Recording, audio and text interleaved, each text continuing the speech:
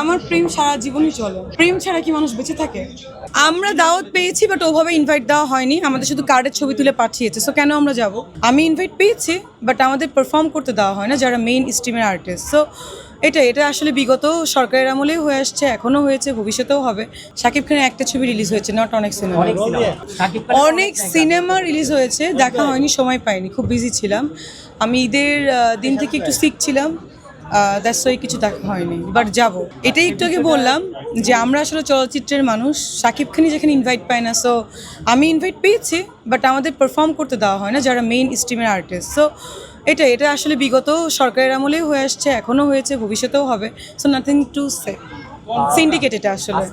চলচ্চিত্র দিবস গেল 3 তারিখে, এটাই আমরা মানে কিছু বলার নেই। আমার গলা অনেক ব্যথা। এটা আসলে ইচ্ছা করে স্ট্র্যাটেজি করেছে, কোনো লস হয়নি। এটা ছবি চালাতে দেওয়া হয়নি, যেটা আমার ছবি রিলিজের ক্ষেত্রেও আমি ফেস করেছিলাম।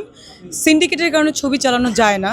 আমি অ্যাজ এ প্রডিউসার, আমি যখন ছবি রিলিজ দিয়েছি, আমি দেখেছি প্রথম রাতে আমার ছবি 95টা হল পেয়েছিল, তারপরে সামহাও সেটা 45টা হলে চলে গেছিলো। আমি আবার ফোন করিয়ে তখন আবার হল বাড়িয়েছিলাম, বাট এরকম হয়। সো সিন্ডিকেটের কারণে বা হল মালিকরা প্রেশারাইজ করে, এরকম কিছু তো থাকে আসলে। এটা তো আসলে আমরা সাধারণ জনগণ, আমরা বলবো না, আপনারা যারা আছেন তারা তো আসলে বুঝেন না। তারা দেখেন কি ছবি আসলে লাইক কি বলে প্রফিট হয়নি, বাট এটা খুবই লেম একটা কথা। ছবি প্রফিট অবশ্যই হয়, কিন্তু হলে তো চলতে দিতে হবে ছবিগুলা। হ্যাঁ, শাবনূর আপুর সঙ্গে আমার খুবই ভালো বন্ডিং, মৌসুমী আপুর সঙ্গেও ভালো বন্ডিং। তো ছবিটা আসলে অনেকদিন আগে তোলা, সেটাই পোস্ট করেছিলাম বার্থডের জন্য, উইশ করার জন্য। এই ব্যাপারে কোনো কথা বলবো না ভাই। সাকিব বাদে কোনো প্রশ্ন আছে তাহলে করেন প্লিজ। পয়লা বৈশাখ নিয়ে কি বলা? আমি ভালো ভালো কথা বলবো, পরে আপনারা কেটে কেটে এমন কথা বলবেন, পরে মনে করুন রিলেশন নষ্ট হয়ে যায়। ভালো বলতে যাই, পরে খারাপ হয়ে যায়, আমার প্রয়োজনই নেই। খাই মাঝে মাঝে, বাট আমি ইলিশ ওভাবে খাই না, আমি লবণ দিয়ে ইলিশ খাই। মানে ফ্রাই ইলিশ আমার স্মেল প্রবলেম করে। আমি মাছই মানে ফিশই এমনি খাই না, শুধু স্যামন খাই আর হচ্ছে টুনা ফিশ খাই, এর বাইরে কোনো ফিশ আমি খাই না। গ্রাম না, ওটা শহর ভাই। খুলনা সিটি, ঢাকা সিটি থেকে অনেক স্মার্ট মানুষ বিলংস করে। খুলনা থেকে সব নায়ক নায়িকা আসে, সো অনেক মন্ত্রী মিনিস্টার। সো খুলনা এটা গ্রাম না, আমরা সিটিতে বড় হয়েছি। আমরা দাওয়াত পেয়েছি বাট ওভাবে ইনভাইট দেওয়া হয়নি, আমাদের শুধু কার্ডের ছবি তুলে পাঠিয়েছে। সো কেন আমরা যাব? আমি আসলে এই ব্যাপারে কিছুই জানি না, কিছু বলতেই চাই না। যারা ইনভাইট করেছে, যারা প্রোগ্রাম অ্যারেঞ্জ করেছে, তাদেরকে প্রশ্ন করবেন। আমি তো তাদেরকে প্রশ্ন করার জন্য স্ট্যাটাসটা দিয়েছি। আমার প্রেম সারা জীবনই চলে। প্রেম ছাড়া কি মানুষ বেঁচে থাকে? খুবই ভালো লাগছে। আমি অলওয়েজ বিজনেস নিয়ে খুব এক্সাইটেড। ওনাদের চায়না মলে যেহেতু এসেছি, চায়না মল নিয়ে আমরা কথা বলি।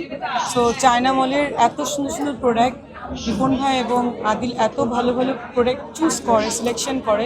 সো আমরা যখন শুটিংয়ে যাই, আমি যেটা বললাম, তখন আমাদের মানে অরিজিনাল যেমন গোল্ড এগুলো পরে যাওয়া যায় না, বা অরিজিনাল ব্র্যান্ডেড জিনিস ইউজ করা যায় না। তখন আমরা এগুলো ইউজ করতে পারি। আর যারা অরিজিনাল ব্র্যান্ড এফোর্ড করতে পারে না, তারা অবশ্যই চায়না মলে চলে আসবে। আপনি কি শিওর যে সে বনলতা এক্সপ্রেস দেখেছে? আমি সেটাই জানি, তারেক রহমান ছবি দেখেছেন তার মেয়েকে নিয়ে। সো এটা আমাদের সিনেমা বা ফিল্ম ইন্ডাস্ট্রির জন্য অনেক মানে কি বলে, আমাদের রাইট পজিটিভ সাইন। আমাদের আর্টিস্টদের অনেক মোটিভেশন দেয় এই জিনিসটাতে, এবং আমাদের মানে ইন্ডাস্ট্রির জন্য অনেক ভালো। সো আমি চাই যে সে শুধু ইংলিশ সিনেমা দেখতে গেছিল, সে বাংলা ছবিগুলো দেখুক এবং আমাদের চলচ্চিত্র নিয়ে কাজ করুক। দেখেন, প্রতিটা গভর্নমেন্ট আসে, সবাই বলে সিনেমা নিয়ে কাজ করবে, ডেভেলপ করবে, আগে অনেক কথা বলে, পরে দেখে যে সিনেমা নিয়ে কিছুই করে না। সো আমি চাই অনেক বেশি সিনেপ্লেক্স হোক, অনেক মানুষ সিনেমা দেখতে চায়, তারা হল ভালো না বলে দেখতে যেতে পারে না। সো সেটা গভর্নমেন্ট থেকে হোক, এটা আমি তারেক রহমান স্যারের কাছে অনুরোধ করব। সিনেমা নিয়ে চিন্তাভাবনা, আমি তো সিনেমা করছি, যাচ্ছি, আবার করছি। সো আমার 3টে ছবি অলরেডি ডান, রিলিজ হবে, এই তো। সেটা কুরবানিতে আসবে, সেটা আসে নাই ইলেকশনের কারণে। আমাদের যে দেশের বাইরে যাওয়ার কথা ছিল, সরি, আমাদের কোরিওগ্রাফারের টেকনিক্যাল ইস্যু ছিল, জন্য আসতে পারিনি, দ্যাটস রাইট। বর্তমান এই তো সিনেমার কাজ নিয়ে লঞ্চিং এর। স্পেশালি আরেকটা কথা বলবো যে আমার একটা ক্লিনিক আছে, আপনারা জানেন, Haven dental and beauty clinic. যারা চায়না মল থেকে প্রোডাক্ট কিনবে, তারা অবশ্যই হ্যাভেন ডেন্টালে যে শো করবে যে আমি চায়না মল থেকে এটা কিনেছি, আমরা অবশ্যই তাদেরকে 50% ডিসকাউন্ট দিয়ে দিব। কিন্তু ফার্স্ট চায়না মল থেকে পারচেস করতে হবে, দেন আমার হ্যাভেন ডেন্টালে গেলে আমার দেখা অবশ্যই পাবে, কিন্তু ফার্স্ট অ্যাপয়েন্টমেন্ট নিতে হবে।